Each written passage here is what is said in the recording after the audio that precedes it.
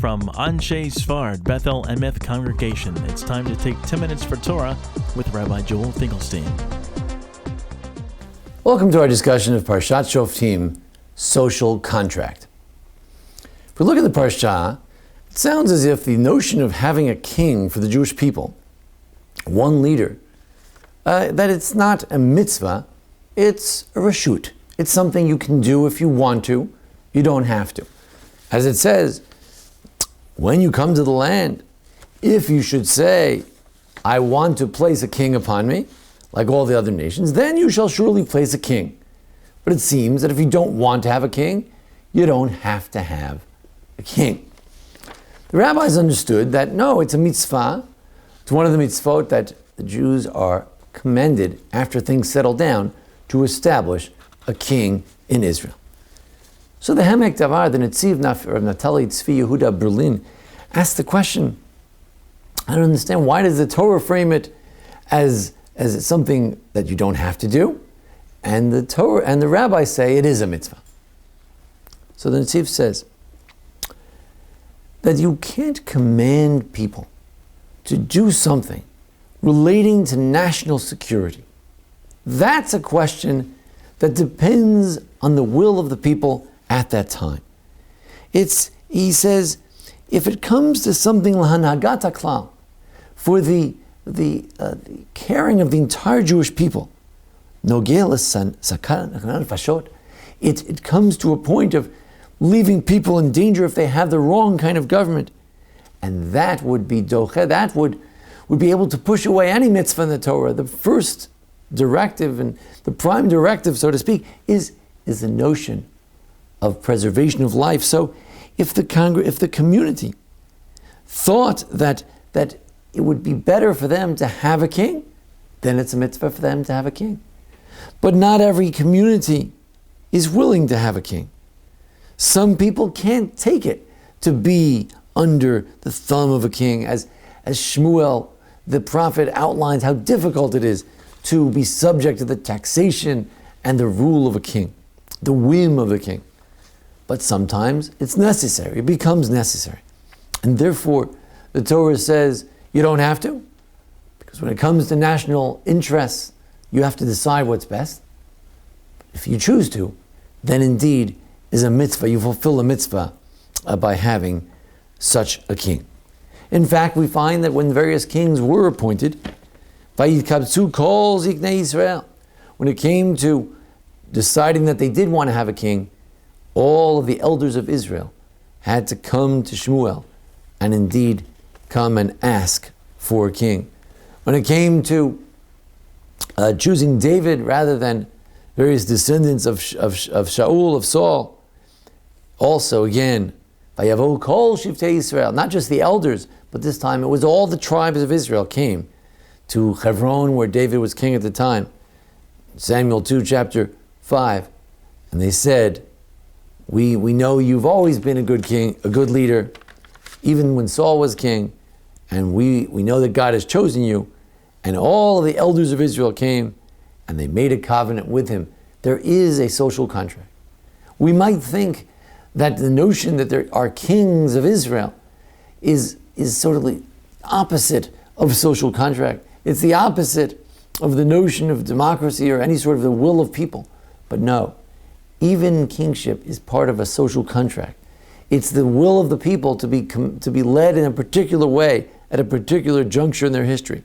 And it's they who get to choose and decide. If we look in the book of Melachim, the book of Kings, at the beginning when there was a dispute as to who would take over for King David, in fact, he was anointed by the Kohen, by the high priest, but the shofar was blown, and Kol Ha'am, everybody said, long live Yechi HaMelech Shlomo, and all of Israel came after him.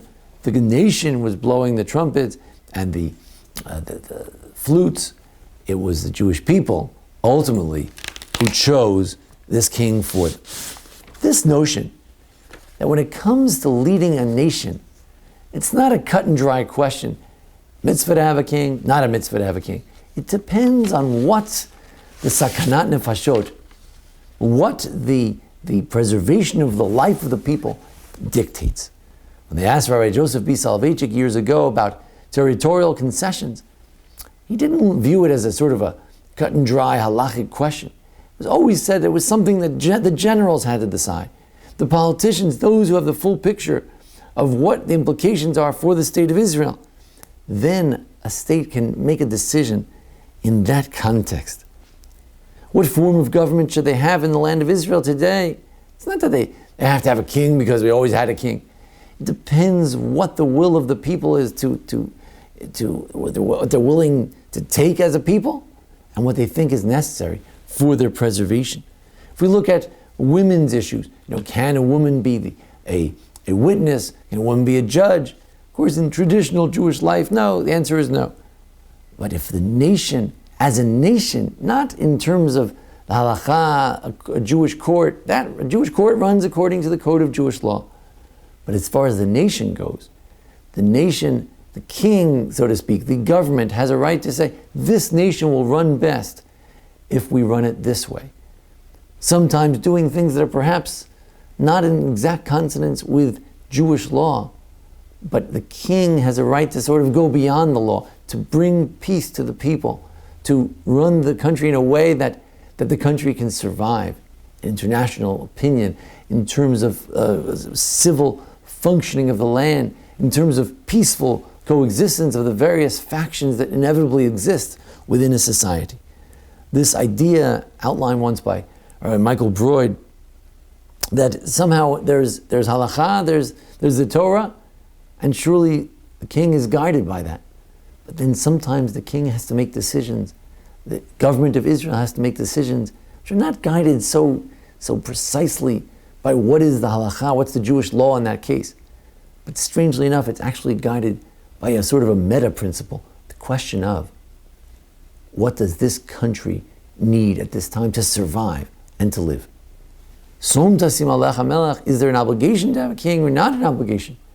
The Torah is saying is, when you decide you need to run the country in a particular way for the survival of Israel, for the survival of the Jewish people, you go ahead and you run the country that way. You get to a synagogue, come to a rabbi, in the state of Israel or any place else, there's a code of Jewish law, there are rules. When it comes to a king and running a country, you have to make sure that whatever you decide, something will lead to a harmonious society, functioning, viable, the notion of pikuach nefesh, the notion of saving lives being paramount in your mind. And with that in mind, you can then bring about a harmonious society, hopefully a peaceful one, a society which through this special social contract will hopefully last forever. Thanks for joining us here at our discussion of Parshat Shofetim. Join us each week for a discussion of the Parsha and the various holidays. Thanks to our producer, Jason Lefkowitz, for making today's presentation possible. And thank you for joining us. Thank you. This has been 10 Minutes for Torah with Rabbi Joel Finkelstein. To learn more, visit ASBEE.org.